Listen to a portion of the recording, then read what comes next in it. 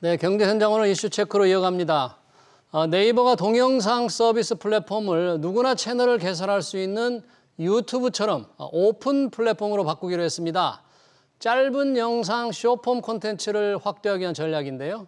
이번 네이버의 결정이 부진한 흐름을 보였던 네이버 주가에 어떤 영향을 줄지 시장에서는 주목하고 있습니다. 정의훈 유진투자증권 연구원 모시고 자세한 얘기 들어보겠습니다. 연구원님 어서 오세요. 안녕하십니까. 자, 네이버 정말 주가 쭉쭉 많이 떨어졌죠. 네. 7월 초가 거의 뭐 최저가 수준까지 떨어졌는데 맞습니다. 최근 조금 고개를 드는 듯합니다. 요즘 어떻습니까, 흐름이?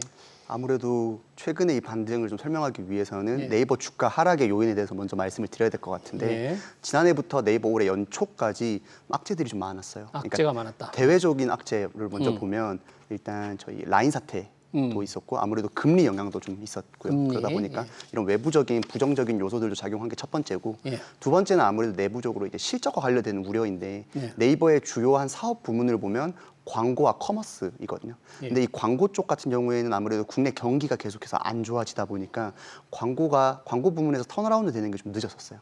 그러다 보니까 거기에 대한 이제 부진에 대한 우려. 그리고 두 번째는 커머스 부문인데 커머스 부문 같은 경우에는 사실 네이버랑 쿠팡이랑 양강 체제를 이제 코로나 이후에 좀 구축하는다 싶더니 이제 중국에서 연초 이후에 이제 직구 플랫폼들이 이제 많이 치고 들어오면서 사실상 여기에 대한 우려가 좀 작용을 했었거든요. 그래서 들어보시면 아시겠지만 이러한 일련의 사태들로 인해서 네이버 주가가 계속해서 부진했습니다. 그래서 반대로 얘기하면 지금 현재 반등 추이는 어떻게 보면 그런 우려들이 이미 반영됐고 뭐 최근에 나오는 뭐 금리 인하라든지 그런 문제 그런 부분들도 작용이 되고 하면서 좀 점점 네이버가 우호적인 환경으로 진입하는 거 아닌가에 대한 기대감이 작용한 것으로 보입니다. 네, 그동안 네이버 주가를 눌러왔던 악재들이 어느 정도 이제 반영이 돼서 뭔가 이제 방향이 바뀌는 게 아닌가 하는 기대감이 있다. 관련해서 지금 네이버도 많은 변화를 주려고 노력하고 있네요. 네이버 이 TV 채널 개설 조건이 있었다면서요, 지금까지는. 지금은 있는 거잖아요. 이걸 이제 조건 없이 누구나 TV를 만들 수 있는 유튜브 채널처럼 바꾼다는데 지금 네이버 TV 이용자 수가 좀 굉장히 적은 모양이죠. 네이버 TV 이용자 숫자가 계속해서 좀 감소해 왔어요. 그래서 이제 내부적으로 봤을 때는 그 부분에 대한 원인 진단을 어떻게 했냐면 양질의 컨텐츠 공급이 없었다라는 부분을 계속해서 진단을 해왔거든요. 그러다 보니까 네이버 TV는 양질의 컨텐츠 공급을 위해서 중계권을 산다든지 지금까지는 그런 방향성으로 해왔어요. 근데 아무래도 그렇게 되면 비용적인 측면이나 컨텐츠 공급 측면에서 한계가 있을 수밖에 없거든요.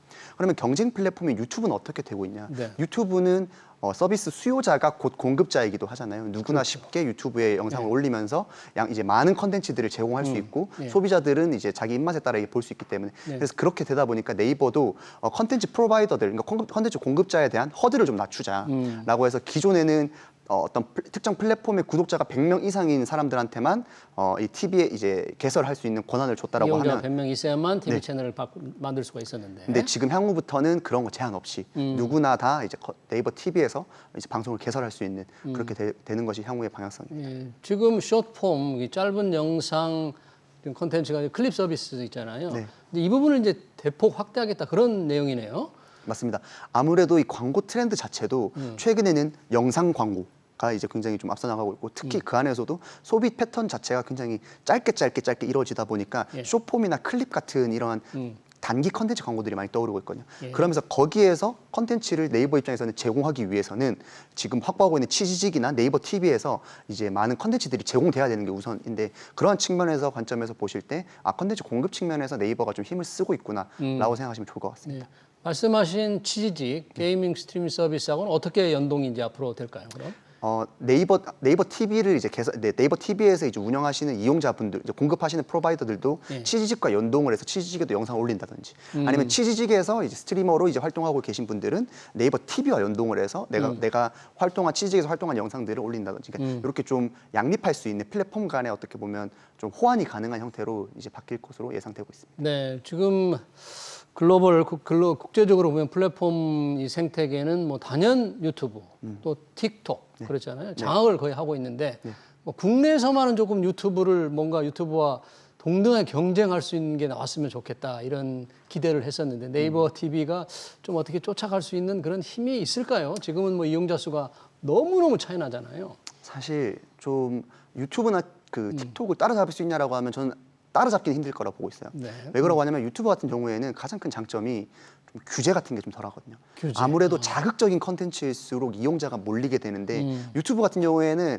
뭐 발 빠르게 하는지 모르겠는데 아무래도 좀 그런 부분 늦어요. 물론 거기에 대한 지적들은 계속 있어 왔고 틱톡도 마찬가지이지만 근데 아무래도 네이버 TV 같은 경우에는 국내 대기업이다 보니까 아무래도 좀 이용자 풀이 좀 한정되어 있고 거기에서 뺏어 오는 거는 물론 한계가 있겠지만 그럼에도 불구하고 치식이라고 하는 국내 이제 대표 이제 플랫폼을 가지고 있어서 그런 부분에서는 좀 연동되면 이용자 숫자는 유의미하게 늘어날 수 있지 않을까 이렇게 좀 기대를 하고 있습니다. 지금은 이제 이용자 수가 굉장히 적은데 네이버 TV도 어느 정도 좀 예상을 하는 숫자가 자기들도 좀 있나요? 내부적으로 혹시?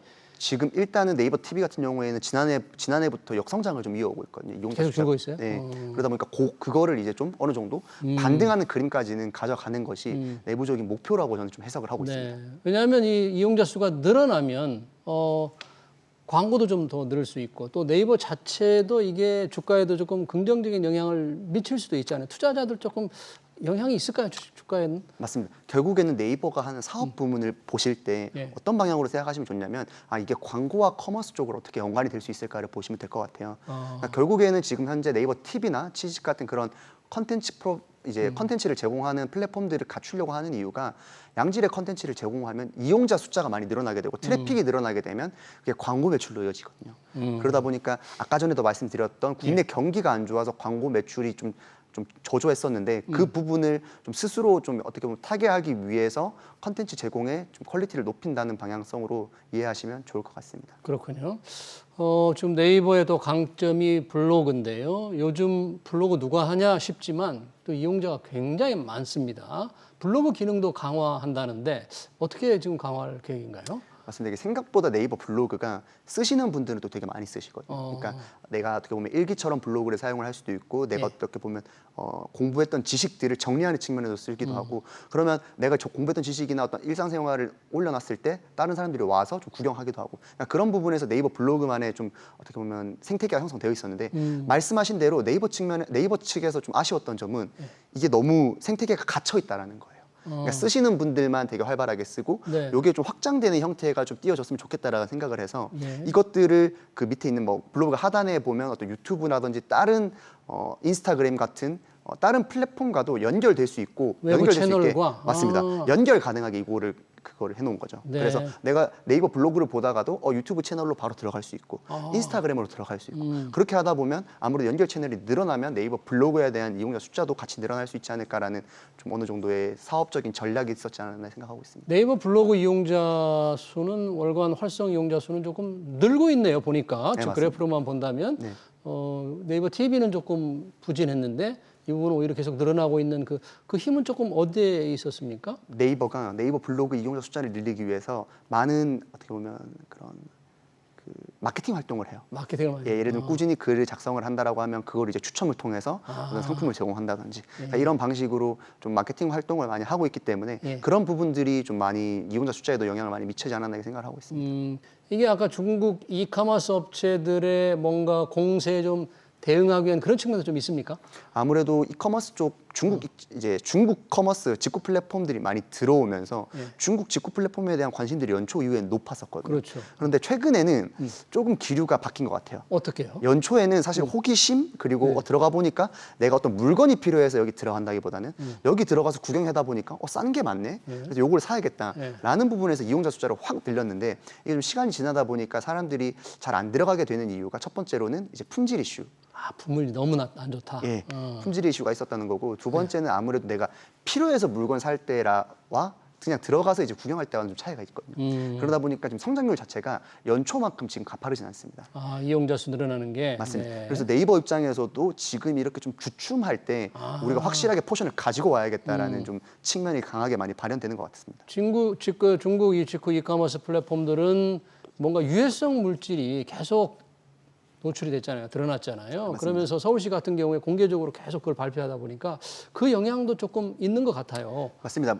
물론 뭐 얼마 전에 KC 인증 사태도 있긴 있었지만 저도 뭐라고 말씀을 드리냐면 필요성에 대해서는 저도 100번 이해한다라는 거고 소비자분들도 필요성에 대해서는 계속 그걸 말을 하고 있어요. 그런데 단지 그거를 이제 걸러내는 방식에 있어서 이제 좀 접근 방식이 좀 더 디테일하고 섬세하게 이루어질 필요가 있다라는 것이 이제 중론이었기 때문에 예. 향후에도 중국 직구 플랫폼과 관련해서 이런 품질 이슈들은 계속 부각이 될 수밖에 없어요. 그러다 보니까 우리 정부 당국이나 아니면 서울시 입장에서도 이런 부분들을 규제를 중국 직구 플랫폼에 알맞는 우리 소비자들이 이제 어떤 유해 물질이나 이런 부분에선 최대한 좀 안전할 수 있게끔 이런 방향성을 정책적인 부분을 제시해야 되지 않을까 이렇게 지적을 많이 하고 있는 그러니까 상황입니다. 그런 품질 이슈, 유해성 물질을 계속 노출 공개를 하다 보니까 이제 이용자들 아까 말씀하신 대로 처음에 호기심에서 들어갔다가 싼 맛에 한두 번 구매했다가 그걸 보고 나서 물건을 받고 나서 보니까 내가 기대했던 것보다 너무 못 미친다 하는 것 때문에 조금 줄고 있어서 이런 때 네이버가 한번 해보겠다 그런 얘기네요. 맞습니다.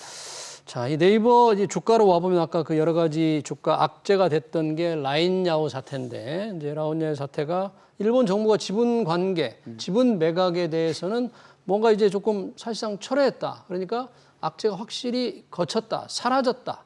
이렇게 봐야 됩니까? 라인야오 관련해서? 이제 일본 총무성에서 예. 2차 행정 지도를 내면서 이제 자본 관계를 이제 좀 검토를 해라라고 이제 강력하게 말을 했는데 그 검토하는 부분에 대한 보고서 제출 기한이 7월 1일이었어요. 그러니까 7월 1일까지 이거를 하냐 마냐로 이제 옥신각신했었는데 아무래도 우리나라 정부에서 이제 좀 중간에서 좀 그런 부분에서 좀 조정을 한 것 같아요. 그래서 일본 내 좀 분위기도 최근에는 일본에서 증시를 좀 부흥시키기 위해서 어떻게 보면 밸류업 프로그램, 그러니까 우리나라의 밸류업에 어떻게 보면 원조격이라고 하면 예. 좀 일본에서 먼저 그런 부분이 먼저 시행됐는데 시작한 거니까. 만약에 이번 사태가 좀 더 커질 경우에는 외국인 투자자 입장 아니면 외국 기업 입장에서 일본 쪽으로 들어가기가 좀 머뭇거려지거든요. 왜냐하면 예. 정부 차원에서 이제 기업의 어떤 경영권을 좌지우지한다라고 하면 너무 깊숙이 개입한다. 그렇죠. ESG적인 측면에서 봤을 때도 거버넌스 문제가 있기도 하고요.